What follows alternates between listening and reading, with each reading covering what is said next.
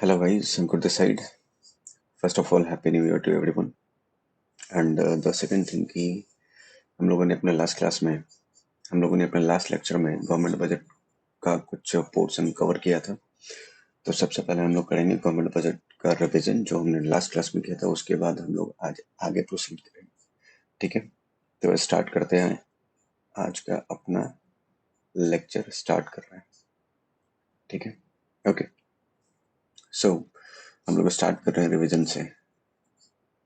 तो सबसे पहले लास्ट क्लास में जैसे कि हम लोगों ने पढ़ा था कि व्हाट इज गवर्नमेंट बजट। हम लोग क्या पढ़ा था? What is government budget, right? ठीक है, देखिए। सो हम लोग ने पढ़ा था government budget is a statement. Government budget क्या होता है? स्टेटमेंट किस चीज का? Of expected receipt and expected expenditure of the government. यानी गवर्नमेंट का जो एक्सपेक्टेड रिसीट है और एक्सपेक्टेड जो एक्सपेंडिचर है उसके स्टेटमेंट को क्या बोलते हैं? Government budget. ठीक है, that reveals the budgetary policy of the government to achieve the twin objective। और ये जो गवर्नमेंट बजट है ये क्या करता है? गवर्नमेंट के बजटरी पॉलिसी को रिवील करता है और गवर्नमेंट को हेल्प करता है उनके दो ऑब्जेक्टिव को पूरा करने में। पहला ग्रोथ, साथ ही साथ ग्रोथ किसके साथ होना चाहिए? स्टेबिलिटी के साथ होना चाहिए। फिर हम लोगों ने नेक्स्ट पढ़ा था object of the government budget, यानी गवर्नमेंट बजट का ऑब्जेक्टिव क्या है? पहला जीडीपी ग्रोथ, पहला जीडीपी ग्रोथ। और ये दो तरीके से अचीव किया जा सकता है, by making public investment on infrastructure, यानी पब्लिक इन्वेस्टमेंट करेंगे किस चीज के ऊपर? इंफ्रास्ट्रक्चर के ऊपर। और by inducing private investment through tax rebate and subsidies. ठीक है, अपना सेकंड था बैलेंस रीजनल ग्रोथ। जैसे कि जो बैकवर्ड क्लासेस है वहां पे गवर्नमेंट क्या करती है? बैकवर्ड क्लासेस को गवर्नमेंट सेज घोषित कर देती है, स्पेशल इकोनॉमिक जोन घोषित कर देती है और वहां का टैक्स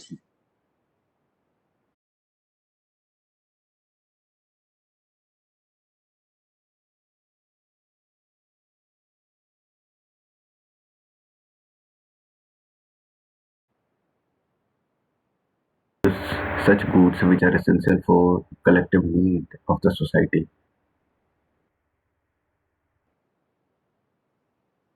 नेक्स्ट है मार्केट इकोनॉमी। हाँ, तो हमारा था एलोकेशन ऑफ रिसोर्सेस। उसमें पहला था market economy fails to produce such goods which are essential for collective need of society. यानी नीड का जो सोसाइटी का जो कलेक्टिव नीड होता है उसके एसेंशियल ऑब्जेक्टिव को पूरा करने के लिए जो मार्केट इकोनॉमी है वो गुड्स प्रोड्यूस करने में फेल हो जाती है। And next negative externalities. ठीक है, चौथा था हमारा redistribution of income and wealth, कि जो हमारा इनकम और वेल्थ हुआ, यानी गवर्नमेंट जो इनकम कमाएगी या गवर्नमेंट के पास जो वेल्थ आएगा उसका डिस्ट्रीब्यूशन इक्वल होना चाहिए, ना कि अनइक्वल। नेक्स्ट था एम्प्लॉयमेंट अपॉर्चुनिटी। एम्प्लॉयमेंट अपॉर्चुनिटी था कि बजटरी पॉलिसी में गवर्नमेंट ये भी फोकस करती है कि वो एम्प्लॉयमेंट अपॉर्चुनिटी जनरेट करे पब्लिक के लिए। जैसे कि प्रोग्राम्स आया था मनरेगा जो कि लॉन्च हुआ था एम्प्लॉयमेंट देने के लिए पुअर से सोसाइटी के पुअर सेक्शन को। ठीक है, employment to the poor goes a long way in reducing inequality of income. और ये किया गया था और ये मनरेगा का प्रोग्राम लाया गया था ताकि लोगों को अपॉर्चुनिटी दे सके, रोजगार का अवसर दे सके और जो इनकम का इनइक्वालिटीज है उसको रिड्यूस कर सके। एंड नेक्स्ट था economic stability by correcting inflationary and deflationary gap. ठीक है, हमने यहाँ तक पढ़ा था। उसके बाद नेक्स्ट हमने पढ़ा था कि बजट का स्ट्रक्चर क्या होता है, कंपोनेंट क्या होता है बजट का। सबसे पहला था बजट रिसीट और दूसरा था बजट एक्सपेंडिचर। उसमें हमने पढ़ा था सबसे पहले budget receipt refers to estimated money receipt of the government from all sources during the physical year. यानी एक फिजिकल ईयर में गवर्नमेंट के पास एक एस्टिमेटेड मनी जहां जहां से रिसीव होता है उसको क्या बोलते हैं? Budget receipt. बजट रिसीट का दो part, revenue receipt and capital receipt. Revenue receipt are those receipt which do not create any. Revenue receipt ऐसा रिसीट है जिसकी वजह से गवर्नमेंट की कोई लाइबिलिटी, कोरस्पॉन्डिंग लाइबिलिटी क्रिएट नहीं होती, और दूसरा ना ही किसी एसेट में रिडक्शन होता है। ठीक है, ये था हमारा रेवेन्यू रिसीट। अब रेवेन्यू रिसीट में के कुछ एग्जाम्पल थे और रेवेन्यू रिसीट बेसिकली कुछ क्लासेस में ब्रॉडली क्लासिफाइड था। सबसे पहला था टैक्स रिसिट। टैक्स होता क्या है? तो टैक्स होता है कंपलसरी पेमेंट। टैक्स क्या होता है? Compulsory payment. किसको? To government. टैक्स क्या होता है? Compulsory payment to the government by the household form और अदर इंस्टीट्यूशनल यूनिट। तो ये जो टैक्स है वो देता कौन है? ये देते हैं हाउस होल्ड, देते हैं फॉर्म्स, देते हैं अदर इंस्टीट्यूशनल यूनिट, देते हैं किसको? गवर्नमेंट को। और ये क्या होता है? कंपलसरी पेमेंट होता है। अब टैक्स ब्रॉडली क्लासिफाइड हुआ प्रोग्रेसिव और रिग्रेसिव टैक्स। प्रोग्रेसिव टैक्स ऐसा टैक्स रेट होता है, the tax is said to be progressive when the rate of tax increases with increase in income. And sorry, यानी ऐसा टैक्स जो कि इनकम के बढ़ने के साथ साथ बढ़ता है वो होता है प्रोग्रेसिव टैक्स। रिग्रेसिव टैक्स ऐसा टैक्स होता है जो कि ग्रेटर बर्डन यानी काउज करता है किनके ऊपर? पुअर लोगों के ऊपर, ना कि एज कम्पेयर टू रिच लोग। ठीक है, रिग्रेसिव टैक्स वो होता है। नेक्स्ट था value added tax. Value added का मतलब होता है value added tax in an indirect tax which imposed on value addition, यानी at a various stage of production. यानी जैसे जैसे गुड्स प्रोडक्शन के स्टेज को क्रॉस करता जाएगा वैसे वैसे उसमें वैल्यू एडिशन होता जाएगा, और उस वैल्यू एडिशन होने की वजह से उसमें जो टैक्स ऐड होता है उसको बोलते हैं वैट, यानी वैल्यू एडेड टैक्स। नेक्स्ट होता है specific tax. Specific tax basically charge होता है यूनिट साइज या वेट के बेसिस पे, जिसको बोलते हैं स्पेसिफिक टैक्स। अगला था डायरेक्ट टैक्स। डायरेक्ट टैक्स वैसा टैक्स होता है जिसका फाइनल बर्डन डायरेक्टली उस इंसान के ऊपर पड़ता है जो उसको क्या करेगा? पे करेगा। ठीक है, तो डायरेक्ट टैक्स का एग्जांपल हुआ इनकम टैक्स, वेल्थ टैक्स। यानी ये वैसा टैक्स है जिसका फाइनल बर्डन कौन बोन कर रहा है? जिसके ऊपर ये इम्पोस्ट हुआ है। और इनडायरेक्ट टैक्स ऐसा टैक्स होता है जिसका फाइनल बर्डन शिफ्ट हो जाता है एक पर्सन से दूसरे पर्सन के बीच में। इनडायरेक्ट टैक्स ऐसा टैक्स होता है जिसका बर्डन क्या हो जाता है? शिफ्ट हो जाता है एक पर्सन से दूसरे पर्सन के ऊपर। ठीक है, तो यहाँ तक हमारा था लास्ट क्लास का यहाँ तक हमारा था लास्ट क्लास का रिवीजन। ठीक है, अब हम लोग यहाँ से आज का लेक्चर स्टार्ट कर रहे हैं।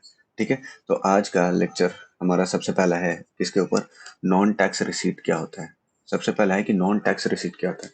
यानी ऊपर में तो हम लोगों ने पढ़ लिया कि टैक्स रिसीट क्या होता है, यानी उनको छोड़ के जो भी रिसिप्ट होंगे उनको क्या बोलेंगे? Non tax receipt. देखिए, तो non tax receipt are those receipts, यानी ये वो रिसीट होते हैं जो किसकी वजह से अराइज होते हैं? From source other than taxes, यानी टैक्सेस को छोड़ के जिस सोर्स से रिसीट अराइज होता है उसको बोलते हैं नॉन टैक्स रिसीट। और नॉन टैक्स रिसीट का कुछ एग्जांपल है। सबसे पहला क्या है? फीस। सबसे पहला क्या है? Fee. A fee is a payment to the government for the service that it is rendered to the people. सबसे पहला क्या है? फी। और ये कौन सा फी है? ये वो फी है जो कि लोग गवर्नमेंट को सर्विस के अगेंस्ट में देते हैं। जैसे लैंड का रजिस्ट्रेशन कराने जाओ तो रजिस्ट्रार स्टाम्प ड्यूटी लेता है, वो क्या है? फी है। बर्थ या डेथ का रजिस्ट्रेशन कराने जाओ तो बर्थ या डेथ का सर्टिफिकेट मिलता है, तो उसके अगेंस्ट में गवर्नमेंट ऑफिशियल जो पैसा लेते हैं वो क्या है? फी है। लाइक कोर्ट का फी हो गया, या फिर पासपोर्ट बनवाने जाइए वहां पे फी लगता है, तो ये सब क्या है? Fee. It is to notice that fee is not a payment for commercial service. Fee क्या होता है? ये कमर्शियल सर्विस के लिए पेमेंट नहीं होता। ये कमर्शियल सर्विस के लिए पेमेंट या प्राइस नहीं होता है। ये कमर्शियल सर्विस के लिए पेमेंट या प्राइस नहीं होता है। It is a payment for administrative और जुडिशियल सर्विस। यानी ये पेमेंट किस चीज के लिए होता है? एडमिनिस्ट्रेटिव सर्विस के लिए या फिर जुडिशियल सर्विस के लिए, ना कि ये कमर्शियल पेमेंट होता है। ये पेमेंट होता है एडमिनिस्ट्रेटिव या जुडिशियल सर्विस के लिए। जैसे एडमिनिस्ट्रेटिव पासपोर्ट ऑफिस में जो लोग बैठे हैं वो एडमिनिस्ट्रेटिव है, वो एडमिनिस्ट्रेटिव के अंदर आएंगे, तो उनको जो पेमेंट हम करेंगे वो एडमिनिस्ट्रेटिव फी होगा। कोर्ट को भी तो चलाने के लिए क्या चाहिए? पैसे चाहिए। तो कोर्ट भी तो लोगों से क्या करती है? फी रिकवर करती, फी लेती है, कुछ नॉमिनल फी लेती है। वो क्या होता है? जुडिशियल सर्विस के लिए फी होता है। ठीक है, नेक्स्ट है फाइन। अगला क्या है? Fine. Fine are those payment which are made by the law breakers to the government. Fine क्या होता है? जो लोग कानून तोड़ते हैं, तोड़ने के बाद पकड़े जाने पे वो लोग जो गवर्नमेंट को पेमेंट करते हैं वो क्या होता है? फाइन होता है। These are economic punishment for breaking law. और ये क्या होता है? इकोनॉमिक पनिशमेंट होता है लॉ को तोड़ने के लिए। The aims is not to earn revenue but to make people respectful to the law. और ये जो फाइन होता है, फाइन का एम यानी फाइन का नेचर रेवेन्यू अर्न करना नहीं होता है, बल्कि लोगों को लॉ का रिस्पेक्ट बताने के लिए होता है कि हाँ भैया, अगर मान लीजिए कि आप बाइक चला रहे हैं, आप बाइक ड्राइव कर रहे हैं और आपने हेलमेट नहीं लगाया है, तो उसके अगेंस्ट में जो ट्रैफिक पुलिस पैसे लेती है वो क्या होता है? फाइन होता है। ठीक है। Next, estate. अब ये क्या होता है? Some people leave property without a legal heir. Estate क्या होता है? कुछ लोग, होता क्या है कि अपना प्रॉपर्टी छोड़ जाते हैं, उनका कोई नहीं होता। The government make revenue out of it and call estate. यानी ऐसा समझो कि मान लो कोई बूढ़े बुजुर्ग हैं, उनका कोई नहीं है, ना बेटा ना बेटी, कोई नहीं है, ठीक है। तो उनके मरने के बाद उनका जो प्रॉपर्टी होगा, वो किनका हो, वो किसका होगा? वो गवर्नमेंट का होगा, वो गवर्नमेंट ऑफ इंडिया का होगा। तो गवर्नमेंट ऑफ इंडिया क्या करेगी? उस प्रॉपर्टी को रेंट पे लगा के या बेच के जो भी रेवेन्यू इकट्ठा करती है, जो भी रेवेन्यू जनरेट करती है, उसको क्या बोलते हैं? एस्टेट बोलते हैं। ठीक है। Next, special assessment. Special assessment is a payment which is made by owner of those properties whose value was appreciated due to development activity of the government. अब देखो स्पेशल असेसमेंट क्या होता है। स्पेशल असेसमेंट ऐसा payment होता है जो करना होता है ओनर को, और उस ओनर को जिनका प्रॉपर्टी डेवलपमेंट की वजह से, यानी उस एरिया के डेवलपमेंट की वजह से या उस एरिया में हुए डेवलपमेंट एक्टिविटी की वजह से उनके प्रॉपर्टी का वैल्यू अप्रिसिएट हो गया है, तो उनको कुछ स्पेसिफिक पेमेंट करना होता है, जिसको क्या बोलते हैं? Special assessment. जैसे कि ऐसा समझो, मान लो कि मेरा एक लैंड है, ठीक है, जिसका अभी वैल्यू से फॉर एग्जांपल 4 लाख रुपए है। ठीक है। वहाँ का इंफ्रास्ट्रक्चर अभी उतना बढ़िया नहीं है। से फॉर एग्जांपल कि मान लो 2 साल बाद गवर्नमेंट का वहाँ प्रोजेक्ट आता है कि इस एरिया को डेवलप करना है, यहाँ पे हॉस्पिटल बनेगा, यहाँ पे इंफ्रा यानी रोड को सुधारा जाएगा। अब इसकी वजह से हो गया क्या कि मेरे उस 4 लाख के प्रॉपर्टी का वैल्यू बढ़ जाएगा, और उस प्रॉपर्टी के वैल्यू के बढ़ने की वजह से हमको जो गवर्नमेंट को पेमेंट करना पड़ेगा, वो उसको क्या बोलते हैं? उसको बोलते हैं special assessment. Right. Next, income from public enterprise. Several enterprise are owned by the government. अब देखो, इनकम फ्रॉम पब्लिक एंटरप्राइज, बहुत सारा एंटरप्राइज जो है वो क्या करता है? गवर्नमेंट के पास है। बहुत सारा एंटरप्राइज क्या है? गवर्नमेंट खुद चलाती है। जैसे Indian railway, Nangal fertilizer factory, Indian oil, Bhilai steel plant, etc. Profit of this enterprise are source of revenue for the government. ये सब क्या है? कुछ पब्लिक एंटरप्राइज के एग्जाम्पल हैं जो कि गवर्नमेंट खुद चलाती है, और इनसे जो भी रेवेन्यू जनरेट होती है, गवर्नमेंट के लिए क्या है? नॉन टैक्स रिसीट है। Next, income from sale of spectrum like 2G and 3G। Income from sale of a spectrum has emerged a significant source of non-tax receipt of the government. ये जो 2G, 3G, 4G आप लोग सुनते हो, तो इसका spectrum government क्या करती है? सेल करती है, यानी कंपनीज को बेच देती है, और इससे जो भी रेवेन्यू जनरेट होता है वो क्या होता है? नॉन टैक्स रिसीट होता है। अगला है ग्रांट और डोनेशन। ग्रांट आर दो source are also source of government revenue. Grant क्या है? ये भी गवर्नमेंट का रेवेन्यू का सोर्स है। It is very common for the people to offer donation grant to the government when there is a natural calamity like earthquake, flood and famines। जैसे कि आप ऐसा समझो, ग्रांट एंड डोनेशंस हम लोग भी करते हैं। लाइक ये जो कोविड आया, तो कोविड में बहुत सारे लोगों ने क्या किया? डोनेट किया, अपने पैसे डोनेट किए। ठीक है। तो वो डोनेशन क्या है? क्या वो टैक्स है? गवर्नमेंट जबरदस्ती आपसे ले रही है, या गवर्नमेंट ने बोला है आप नहीं दीजिएगा तो आपको आपकी नागरिकता हम खत्म कर देंगे? नहीं ना। तो वो क्या है? वॉलेंट्री वॉलेंटरली पेमेंट है ना, मतलब आप अपनी इच्छा से गवर्नमेंट को क्या कर रहे हो? दे रहे हो। तो वो क्या हुआ? ग्रांट या डोनेशन हुआ। ठीक है। और अगर आप नहीं भी देते तो इसके लिए आपकी नागरिकता को नहीं छीना जाता। राइट। ओके। तो ये क्या था? हमारा रेवेन्यू रिसीट यहाँ पे हमारा खत्म होता है। नेक्स्ट है कैपिटल रिसीट। ओके। आइए अगला हम लोग पढ़ेंगे कैपिटल रिसीट। तो सबसे पहले पढ़ते हैं कि कैपिटल रिसीट होता क्या है। ठीक है, all such money received from the government are called capital receipt which are shown the following two characteristics। वो सारा रिसीट कैपिटल रिसीट माना जाएगा जिसमें ये दो कैरेक्टरिस्टिक्स होंगे। सबसे पहला, these receipt create a liability for the government। जैसे रेवेन्यू रिसीट में पढ़े थे कि रेवेन्यू रिसीट की वजह से गवर्नमेंट की लायबिलिटी नहीं बढ़ती है, लेकिन in the case of capital receipt government की लायबिलिटी क्या हो जाएगी, बढ़ जाएगी। For example, loan by the government are the liability, these are to be paid back, these are there for the capital receipt of the government। जैसे मान लो कि government ने लोन लिया वर्ल्ड बैंक से, तो वो जो लोन गवर्नमेंट ली है वर्ल्ड बैंक से वो तो हमारे लिए कैपिटल रिसीट हो गया, बट उसकी वजह से गवर्नमेंट के ऊपर लाइबिलिटी भी अराइज हो गई, एंड ये वो लाइबिलिटी है जो कि गवर्नमेंट को पे ऑफ करना है। क्लियर है? ओके, नेक्स्ट दूसरा कैरेक्टरिस्टिक्स होगा कि this receipt cause reduction in asset of the government, और इस रिसिप्ट की वजह से गवर्नमेंट के एसेट में रिडक्शन होगा। इस रिसीट की वजह से गवर्नमेंट के एसेट में क्या होगा, reduction. As stated earlier, money received by the government by the selling of shares would cause reduction in asset of the government।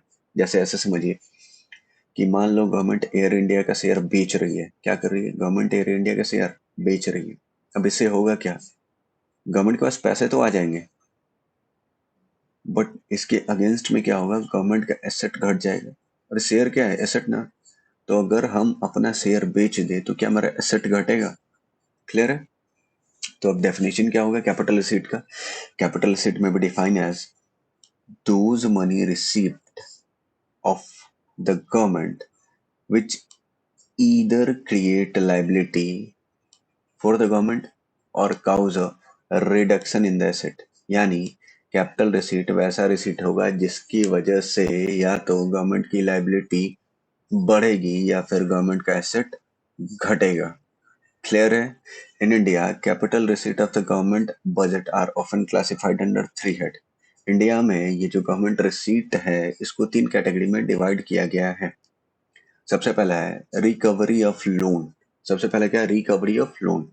The central government offer loan to the state government to cope with the financial crisis। When these loans are recovered, asset of the government are reduced accordingly, these are classified as capital receipt। अब देखिए होता क्या, central government, कौन सी government, central government loan offer करती है किसको, central government loan offer करेगी स्टेट गवर्नमेंट को उस टाइम पे जब स्टेट गवर्नमेंट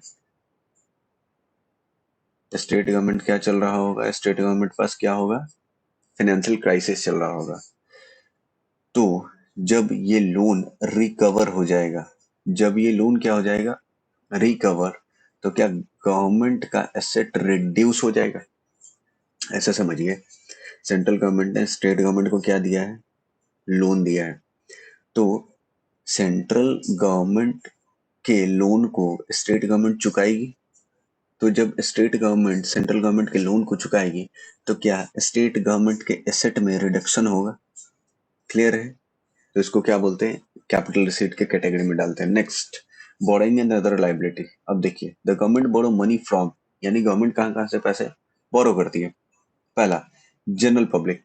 क्या जनरल पब्लिक से गवर्नमेंट पैसा बोरो करती है? जी हाँ, बिल्कुल करती है, जिसको बोलते हैं मार्केट बोरोइंग्स। दूसरा है आरबीआई और तीसरा है rest of the world.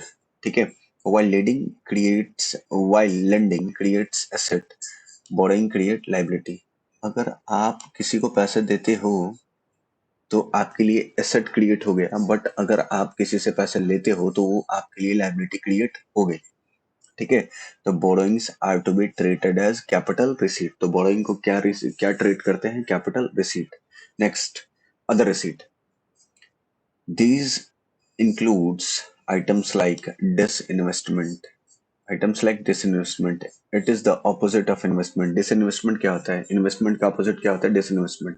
disinvestment occur when government sell off the share of public sector enterprise to private sector। अब देखिए disinvestment क्या होता है, जैसे अभी कुछ देर पहले मैंने एयर इंडिया का एग्जांपल लिया है। अगर गवर्नमेंट क्या कर रही है कि एयर इंडिया का शेयर किसी प्राइवेट कंपनी को बेच देती है, तो क्या गवर्नमेंट का डिस इन्वेस्टमेंट हो गया एयर इंडिया के शेयर्स में से? यानी अगर मान लो हम अपना कोई प्रॉपर्टी बेच दें, पहले ऐसा समझो कि मैंने कोई प्रॉपर्टी लिया, तो क्या उस प्रॉपर्टी में मेरा इन्वेस्टमेंट है? जी हाँ, बिल्कुल है। बट अगर क्या मैं कुछ दिनों बाद अगर मैं अपने उस लिए हुए प्रॉपर्टी को बेच दूं, तो क्या ये मेरा डिसइन्वेस्टमेंट होगा? ऑफ कोर्स डिसइन्वेस्टमेंट होगा। खरीदा तो इन्वेस्टमेंट, बेचा तो क्या होगा? डिसइन्वेस्टमेंट। तो डिसइन्वेस्टमेंट क्या होता है? अदर रिसीट होता है। किसके लिए? गवर्नमेंट के लिए। तो गवर्नमेंट क्या करती है? गवर्नमेंट पब्लिक सेक्टर एंटरप्राइज को या पब्लिक सेक्टर यूनिट के शेयर को क्या करती है? प्राइवेट के हाथों बेच देती है। वही क्या होता है? Dish investment. क्लियर है यार? ओके, आगे बढ़ते हैं। तो हमारा बजट रिसीट यहाँ पे खत्म होता है। तो बजट रिसीट में हम लोगों ने बेसिकली दो चीजें पढ़ी, capital revenue receipt and capital receipt. Revenue receipt वैसा रिसीट होता है जिसकी वजह से, रेवेन्यू रिसीट का कैरेक्टरिस्टिक्स, दो कैरेक्टरिस्टिक था। पहला कैरेक्टरिस्टिक्स ये है कि रेवेन्यू रिसीट ऐसा रिसीट है जिसकी वजह से गवर्नमेंट की कोई कोरस्पॉन्डिंग लाइबिलिटी क्रिएट नहीं होती और न ही एसेट में रिडक्शन होता है। अब गवर्नमेंट रिसीट का एग्जांपल था टैक्स रिसीट और नॉन टैक्स रिसीट। फिर आप लोगों ने पढ़ा था कैपिटल रिसीट। कैपिटल रिसीट वैसा रिसीट होता है जिसकी वजह से गवर्नमेंट की लाइबिलिटी भी क्रिएट होती है और गवर्नमेंट के एसेट में रिडक्शन भी होता है। ठीक है, अब हम लोग आगे चलते हैं। हमारा नेक्स्ट है बजट एक्सपेंडिचर। राइट, अब देखिए बजट एक्सपेंडिचर क्या होता है।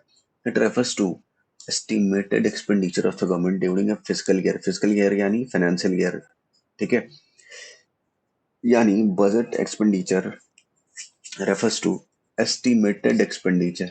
एस्टिमेटेड यानी, एस्टिमेटेड का मतलब क्या हुआ? On an average, estimate, projection. ठीक है, गवर्नमेंट का क्या? एक्सपेंडिचर का। एक फाइनेंशियल ईयर में या एक फिजिकल ईयर में गवर्नमेंट जो एक्सपेंडिचर करती है, एस्टिमेटेड यानी बना बनाया हुआ एक्सपेंडिचर जो करती है, वही क्या होता है? Budget expenditure. अब बजट एक्सपेंडिचर दो तरह के होते हैं। पहला होता है रेवेन्यू एक्सपेंडिचर और दूसरा कैपिटल एक्सपेंडिचर। अब देखिए रेवेन्यू एक्सपेंडिचर क्या होता है। रेवेन्यू एक्सपेंडिचर ऐसा एक्सपेंडिचर होता है जिसके अंदर दो कैरेक्टरिस्टिक्स होंगे, यानी ये दो कैरेक्टरिस्टिक्स होगा तभी जाके वो रेवेन्यू एक्सपेंडिचर क्या लाएगा।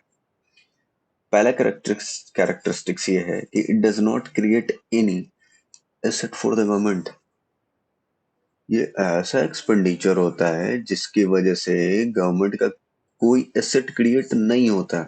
ये ऐसा एक्सपेंडिचर है जिसकी वजह से गवर्नमेंट के लिए कोई एसेट क्रिएट नहीं होती है। फॉर एग्जाम्पल, पेंशन का नाम सुना है?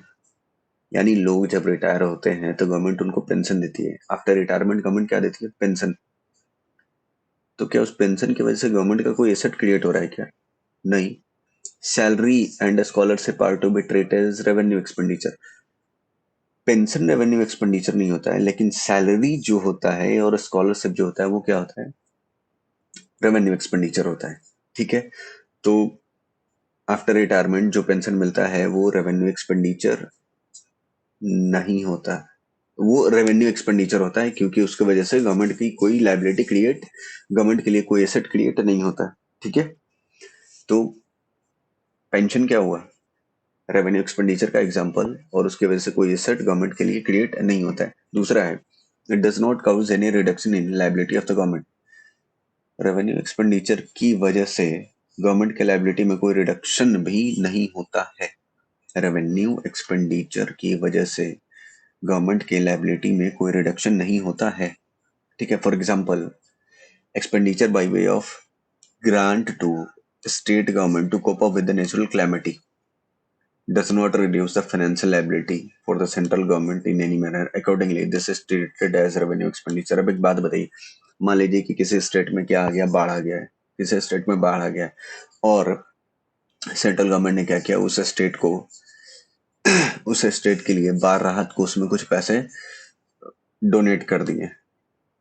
ठीक है, नेचुरल क्लैमिटी के लिए, यानी अर्थक्वेक के लिए, फ्लड के लिए। राइट, अब एक बात बताइए, पैसा ट्रांसफर करने के बाद क्या गवर्नमेंट की कोई लाइबिलिटी घटी क्या? वो पैसा ट्रांसफर करना गवर्नमेंट की लाइबिलिटी थी क्या? या गवर्नमेंट ने वॉलंटरली किया? गवर्नमेंट ने वॉलंटरली किया। तो जब गवर्नमेंट ने वॉलंटरली ट्रांसफर किया तो उसकी वजह से गवर्नमेंट की कोई लाइबिलिटी भी क्या होती है? रिड्यूस नहीं होती है। क्लियर है? तो इन शॉर्ट अगर मैं बोलूं कि रेवेन्यू एक्सपेंडिचर क्या होता है, तो मैं बोलूं revenue expenditure refers to estimated expenditure for the government in a fiscal year which does not create any asset or cause और रिडक्शन इन लाइबिलिटी, यानी रेवेन्यू एक्सपेंडिचर ऐसा एस्टिमेटेड एक्सपेंडिचर होता है गवर्नमेंट का जिसकी वजह से ना तो कोई एसेट क्रिएट होता है ना ही लाइबिलिटी रिड्यूस होती है, राइट। अब देखिए important item of revenue expenditure in the Indian government budget, यानी इंडियन गवर्नमेंट बजट में रेवेन्यू एक्सपेंडिचर का इंपॉर्टेंट आइटम क्या होता है? Wage bill of the government, ठीक है, इंटरेस्ट का पेमेंट, एक्सपेंडिचर ऑन सब्सिडीज और डिफेंस परचेज, ये सब क्या है? रेवेन्यू एक्सपेंडिचर के एग्जांपल्स, राइट। ओके, नेक्स्ट अपन लोग पढ़ते हैं कैपिटल एक्सपेंडिचर की तरफ। तो कैपिटल एक्सपेंडिचर क्या होता है भैया? तो ये वो एक्सपेंडिचर होता है जिसके पास ये दो कैरेक्टरिस्टिक्स होने चाहिए। पहला कैरेक्टरिस्टिक्स ये है कि it create asset for the government. ऐसा एक्सपेंडिचर जिसकी वजह से गवर्नमेंट का कोई एसेट क्रिएट हो रहा है तो वो क्या कहलाएगा? गवर्नमेंट एक्सपेंडिचर कहलाएगा। जैसे इक्विटी ऑफ डोमेस्टिक और multinational corporation purchase by MNC purchase by the government may be cited as an example. ऐसे समझो, मान लो गवर्नमेंट ऑफ इंडिया ने कोई प्राइवेट कंपनी में इन्वेस्टमेंट कर दिया, प्राइवेट कंपनी का शेयर्स परचेज कर लिया, मल्टी एमएनसी का शेयर्स परचेज कर लिया, तो क्या इस परचेज की वजह से गवर्नमेंट ऑफ इंडिया का एसेट बढ़ा? ऑफ कोर्स एसेट बढ़ा, क्लियर है। And next, it cause reduction in liability of the government. पहला क्या है? कैपिटल एक्सपेंडिचर की वजह से गवर्नमेंट के लिए एसेट क्रिएट हुआ, और दूसरा गवर्नमेंट के लाइबिलिटी में रिडक्शन भी हुआ है, क्लियर है। गवर्नमेंट के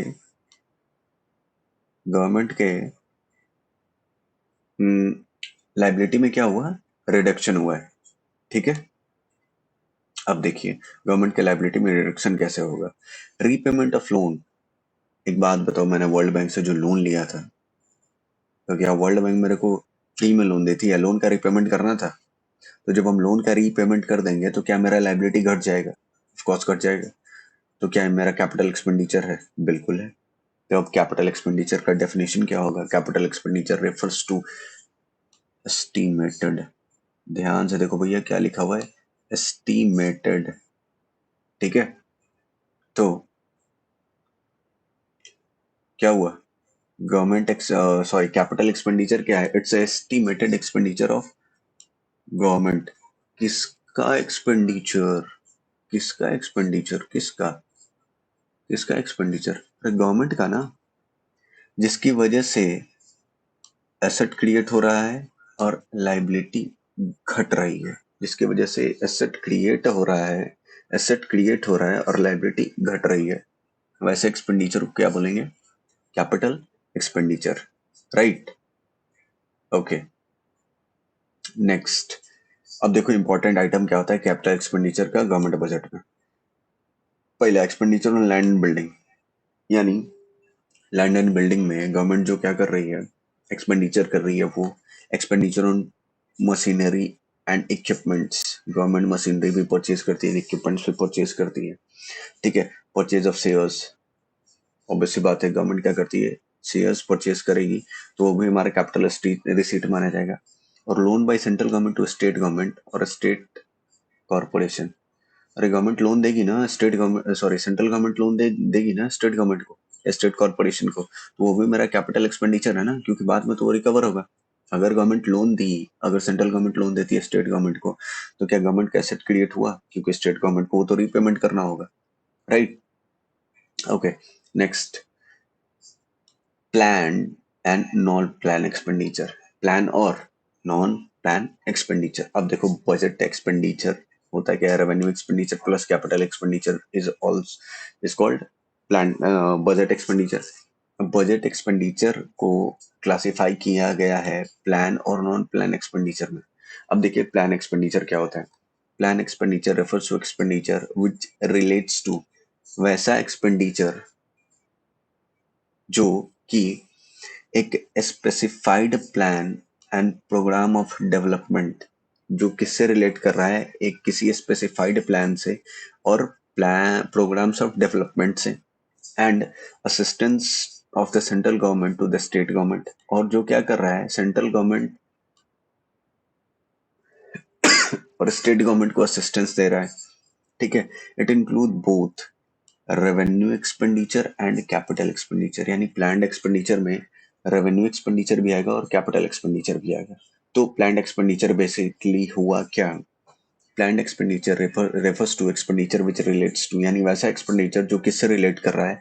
किसी स्पेसिफाइड प्लान से, किसी स्पेसिफाइड प्लान से, किसी डेवलपमेंट प्रोग्राम से, किसी डेवलपमेंट प्रोग्राम या किसी स्पेसिफाइड प्लान से रिलेट कर रहा है, और जो कि सेंट्रल गवर्नमेंट और स्टेट गवर्नमेंट को क्या दे रहा है? असिस्टेंस प्रोवाइड कर रहा है, यानी फैसिलिटी प्रोवाइड कर रहा है।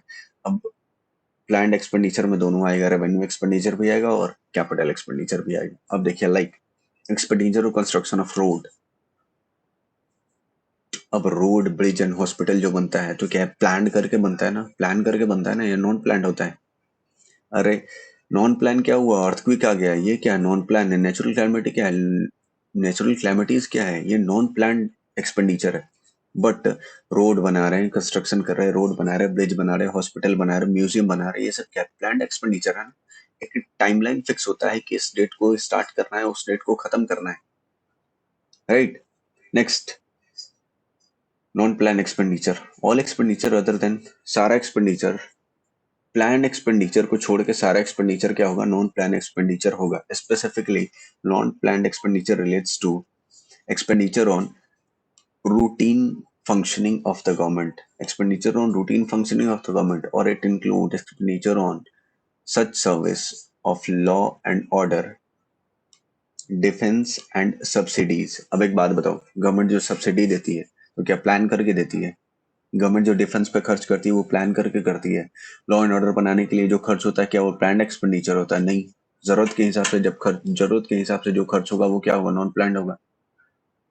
यानी अचानक के वो खर्च को क्या बोलेंगे? नॉन प्लान एक्सपेंडिचर बोलेंगे। बट जो प्लान, जो एक्सपेंडिचर क्या किया गया है, सोच समझ के खर्च किया गया है, वो क्या होगा? प्लान एक्सपेंडिचर होगा, राइट।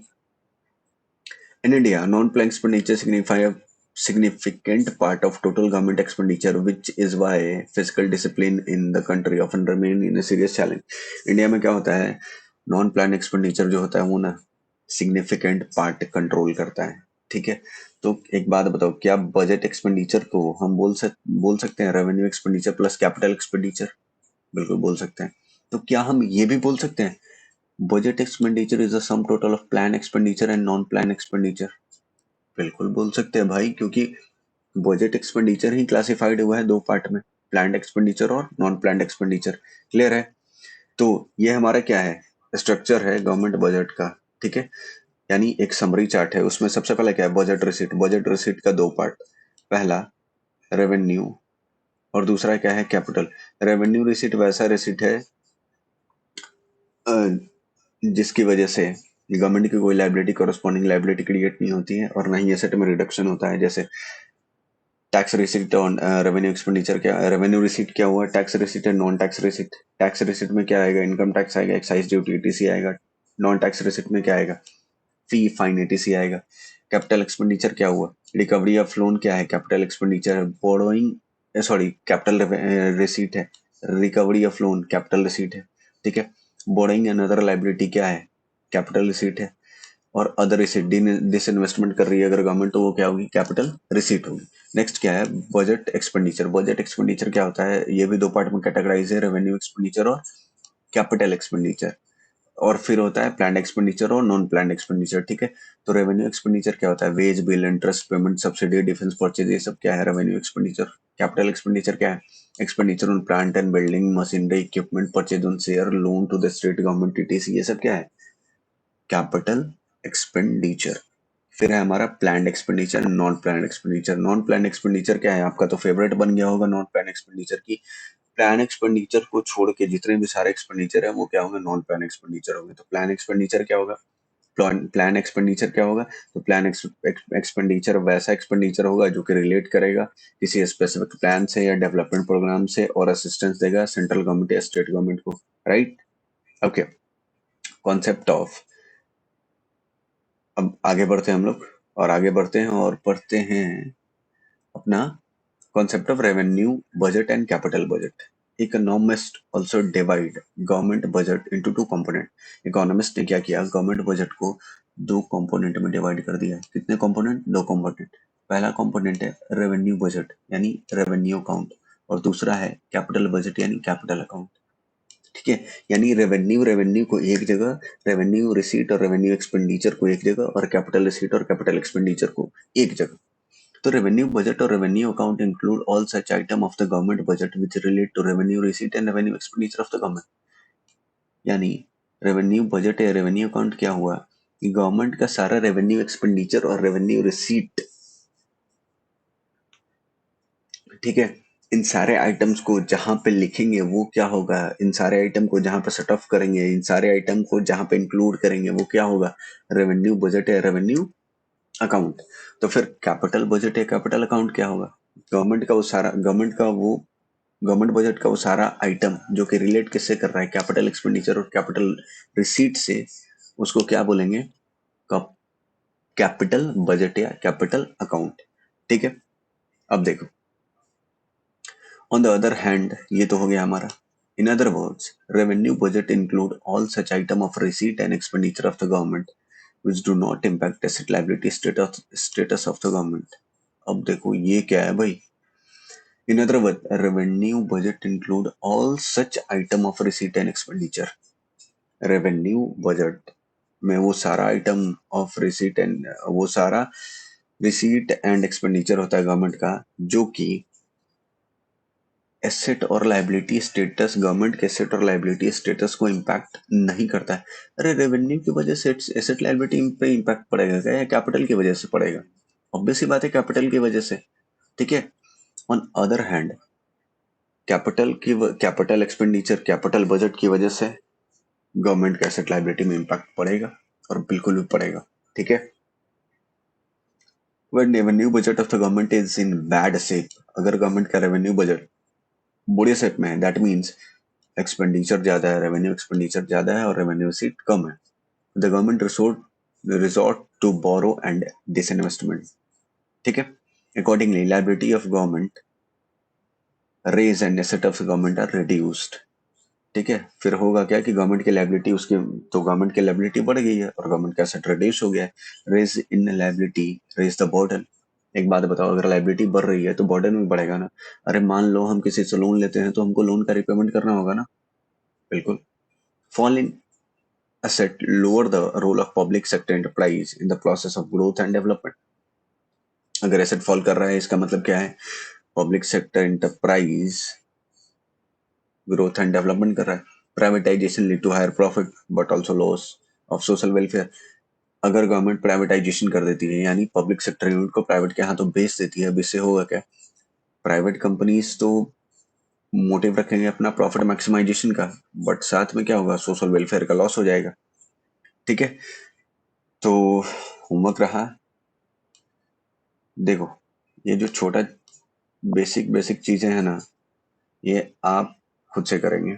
जैसे कि मैंने तो कॉन्सेप्ट पढ़ा दिया, तो अब इस कॉन्सेप्ट के बेसिस पे, ठीक है, आपको क्या करना है, ये होमवर्क करके आना है, राइट। ठीक है, अब हम लोग बढ़ते हैं आगे। ये हमारा एक होमवर्क था revenue budget and capital budget का, और दूसरा होमवर्क है हमारा revenue receipt and capital receipt का, तीसरा होमवर्क है revenue expenditure and capital expenditure का, राइट। तो देख लेते हैं कि अभी आगे और कितना पढ़ना है। ओके, तो हम यहाँ पे थे। नेक्स्ट, ये जो आपका थर्ड पार्ट है, जैसे कि मैंने बोला था कि मैं इसके लिए 3 वीडियो बनाऊंगा, तो ये हम लोग तीसरे वीडियो में कवर करेंगे। Budget deficit, revenue deficit, fiscal deficit, primary deficit. ठीक है, ये हम लोग नेक्स्ट वीडियो में कवर कर लेंगे। तो आज के लिए इतना ही, तब तक के लिए टाटा बाय बाय, मिलते हैं अपन लोग नेक्स्ट वीडियो में। Okay bye, thank you everyone.